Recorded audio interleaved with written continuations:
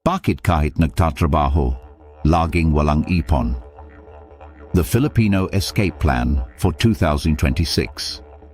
Hi everyone, I'm Cloud, your favorite golden retriever financial guide. And today, we're talking about something that affects millions of Filipinos. Bakit kahit nagtatrabaho tayo araw-araw, laging kapos? Kasi ang daming Pilipino ang kumikita, pero one emergency away from zero. Let me ask you a hard question. If ma-hospital ka bukas, or mawala ng trabaho, or matapos ang OFW contract mo, hanggang kailan tatagal ang pera mo? 1 week? 1 month? Or wala talaga? Why? Filipinos are stuck. Most Filipinos think the problem is kulang ang sahod. Pero the real problem is walang emergency fund, walang protection, walang system. So kahit may 50,000, 80,000, 150,000 pesos ka na sweldo, laging nauubos. The dangerous cycle. Ito ang cycle. Unsweldo 2, bayad bills 3, konting luho 4, emergency 5, utang 6, repeat. And this is why families never move forward. Step 1. Compute your survival number. Write this down. Magkano ang kailangan ng pamilya mo kada buwan para mabuhay? Rent, pagkain, kuryente, tuition, utang, insurance. Let's say 40,000 pesos. That means 3 months equals 120,000 pesos, 6 months equals 240,000 pesos. That is your financial shield. Step 2. Build the emergency fund. Ilagay sa Maya, CIMB, Tonic, C-Bank, or traditional bank. Not in your spending account.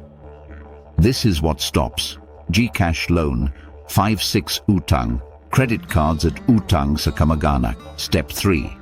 The Filipino 2-account system. 1 account for gastos, 1 account for safety.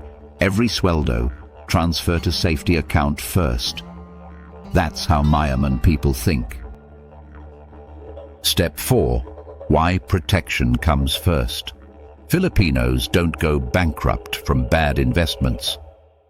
They go bankrupt from cancer, heart attack, accident, death. 1 hospital bill can destroy 10 years of savings. So you need health insurance, life insurance with living benefits. Step 5. Why cash value life insurance is powerful.